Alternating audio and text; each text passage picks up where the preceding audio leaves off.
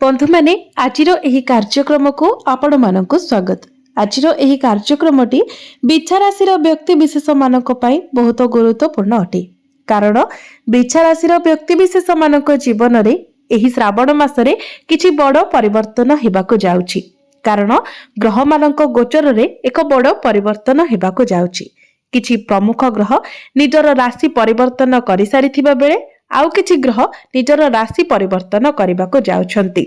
शनिदेव निजर राशि परिवर्तन करबा सहित शनिदेव बक्री मध्य होई सारिछंती। तो जेहेतु समस्त प्रमुख ग्रह मानकर गोचर रे परिवर्तन आसीछि तो निश्चित भाबरे एहार प्रभाव रे आपणक जीवन रे मध्य किछि बड़ परिवर्तन हेबाको जाउछि।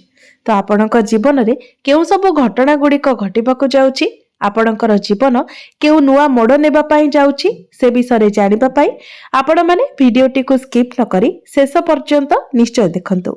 एवं आपणकर जदि बिच्छा राशि होई थाए तो भिडियोटी को लाइक करी चैनल टी को सब्सक्राइब करि दियंतु एवं कमेंट बॉक्स रे भक्ति एवं श्रद्धार सहित हर हर महादेव निश्चय लिखंतु। तो बंधु माने आसंतु आरंभ करिबा आजिरो एही कार्यक्रम को जहा आपणकर जन्म राशि तथा चंद्र राशि उपरे आधारित अटे। तेबे राशि चक्रर 12 राशि मध्यरु अष्टम राशि हेउची बिछा राशि एवं बिछा राशिर राष्ट्राधिपति हेउछंती मंगल।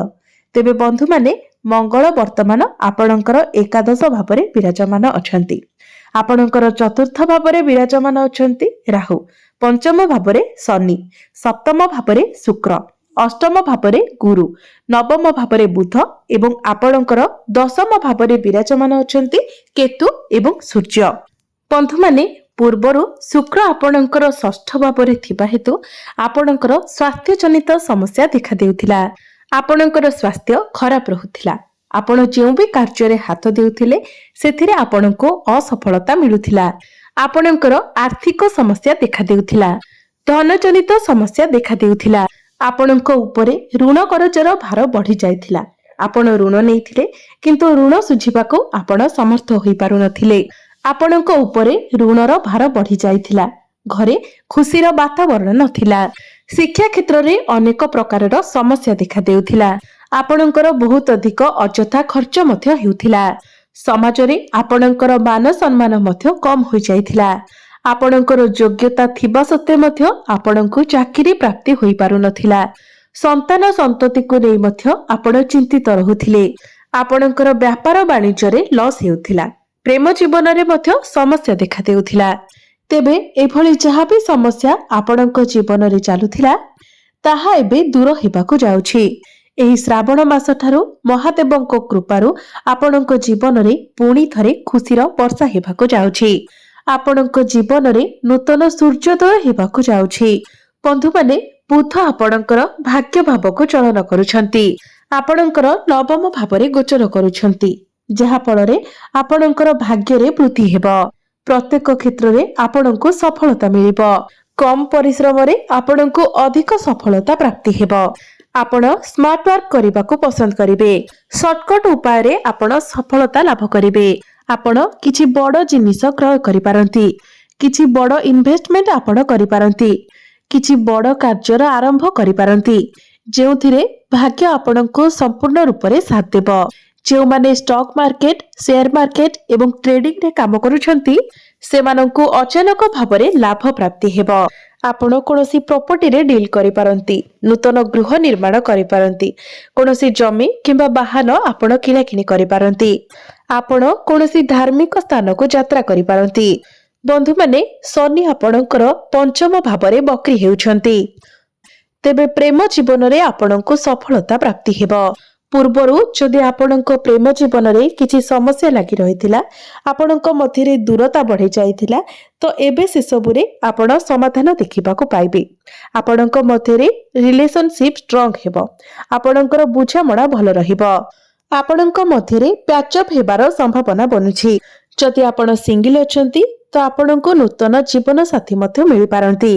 शुक्र आपणकर सप्तम भावरे थिबा हेतु आपणकर भल पाइबा विवाहर रूप नै पारे किंबा जदि आपण अविवाहित अछंती तो आपणक पई विवाह प्रस्ताव मध्य आसीबो एवं एही समय मध्य रे आपणकर विवाह मध्य होइजिबो।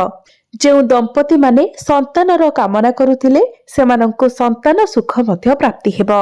ଶନି ଆପଣଙ୍କର ପଞ୍ଚମ ଭାବରେ ବକ୍ରି ହେଉଥିବା କାରଣରୁ ବିଦ୍ୟାର୍ଥୀମାନଙ୍କ ପାଇଁ ମଧ୍ୟ ଭଲ ସମୟ ଆସିଯାଇଛି। ଆପଣ ପାଠପଢ଼ାରେ ବହୁତ ଅଧିକ ଉନ୍ନତି କରିବେ, କିନ୍ତୁ ଆପଣଙ୍କୁ ଆପଣଙ୍କ ପାଠପଢ଼ାରେ ଅଧିକ ପରିଶ୍ରମ କରିବାକୁ ପଡ଼ିବ। କାରଣ ଶନି ଆପଣଙ୍କର ପଞ୍ଚମ ଭାବରେ ଗୋଚର କରୁଛନ୍ତି ଏବଂ ଶନି ହେଉଛନ୍ତି କର୍ମକାରକ ଗ୍ରହ।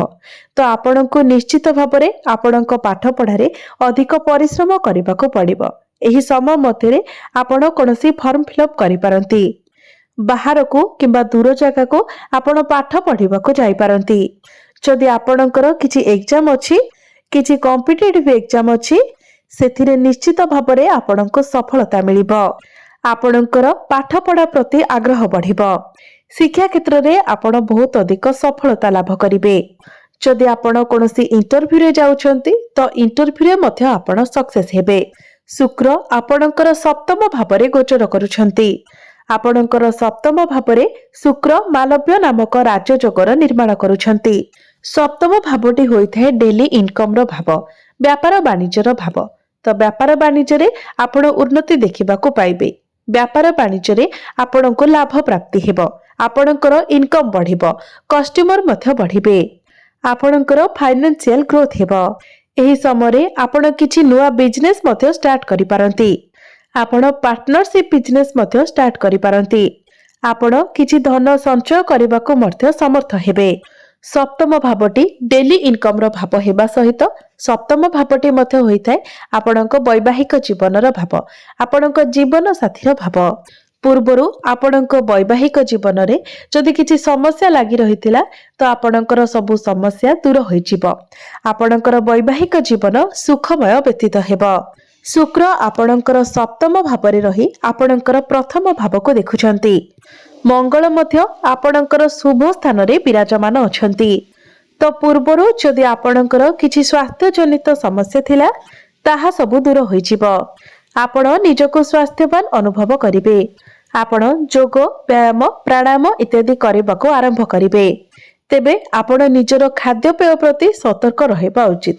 ଯେତେ ପାରିବେ ଆପଣ ବାହାର ଖାଦ୍ୟକୁ ଆଭଏଡ୍ କରନ୍ତୁ, କାରଣ ଗୁରୁ ଆପଣଙ୍କର ଅଷ୍ଟମ ଭାବରେ ବିରାଜମାନ ଅଛନ୍ତି, ଟିକେ ଖରାପ ସ୍ଥିତିରେ ଅଛନ୍ତି।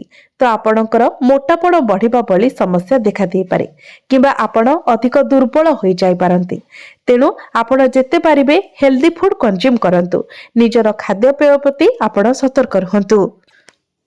ବନ୍ଧୁମାନେ, ସୂର୍ଯ୍ୟ ଆପଣଙ୍କର ଦଶମ ଭାବକୁ ଚଳନ କରୁଛନ୍ତି। ଦଶମ ଭାବରେ ସୂର୍ଯ୍ୟଙ୍କୁ ଦିଗ୍ବଳୀ ବୋଲି ମାନାଯାଇଥାଏ, ଯାହା ଫଳରେ କର୍ମକ୍ଷେତ୍ରରେ ଆପଣଙ୍କୁ ସଫଳତା ପ୍ରାପ୍ତି ହେବ। କାର୍ଯ୍ୟକ୍ଷେତ୍ରରେ ଆପଣ ଉନ୍ନତି କରିବେ।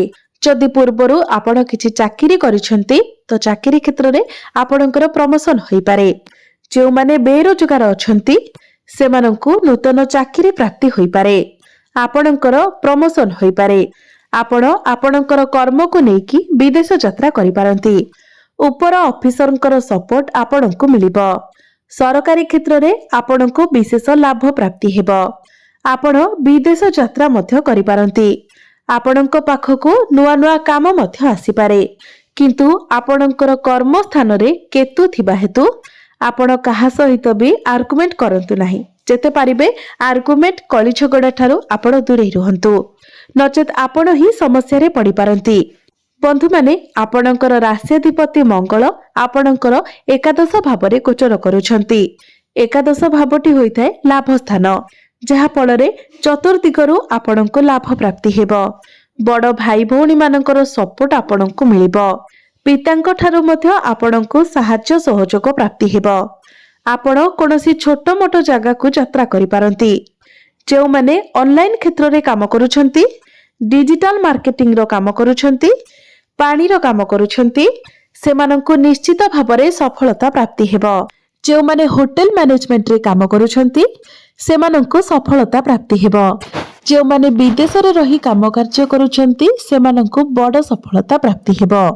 ଗୁରୁ ଆପଣଙ୍କର ଅଷ୍ଟମ ଭାବରେ ରହି ଆପଣଙ୍କର ଦ୍ୱିତୀୟ ଭାବ ଧନ ଭାବକୁ ଦେଖୁଛନ୍ତି, ଯାହା ଫଳରେ ଆପଣଙ୍କର ଧନରେ ବୃଦ୍ଧି ହେବ। ଅଷ୍ଟମ ଭାବଟି ହୋଇଥାଏ ଗୁପ୍ତ ଜ୍ଞାନର ଭାବ, ଯାହା ଫଳରେ ଆପଣଙ୍କୁ ଗୁପ୍ତ ଜ୍ଞାନ ପ୍ରାପ୍ତି ହେବ। गुप्त संपत्ति आपणको प्राप्ति हेबो। आपणको पैतृक संपत्ति मध्य प्राप्ति होई पारे। तो सबु दृष्टि देखिबाकू गले एही श्रावण मास ठारू बिछा राशि व्यक्ति विशेष मानकू अनेक क्षेत्ररू सफलता मिलिबो। तेबे अधिक शुभ फल प्राप्ति करिबा पई आपण प्रत्येक दिन हनुमान चालीसार पाठ करंतु, सूर्य को जलार्घ्य अर्पण करंतु एवं प्रभु महादेवंकर आराधना करंतु। सोमवार दिन प्रभु शिव शंकर को बेलपत्र अर्पण करंतु एवं जलाभिषेक करंतु। मंगलवार दिन कौनसी नाली रंगर गाय को आपण किछि खाइबाकू दियंतु। आपणको निश्चित भावरे शुभ फल प्राप्ति हेबो। आपणकर भाग्य मध्य उन्नति आसीबो।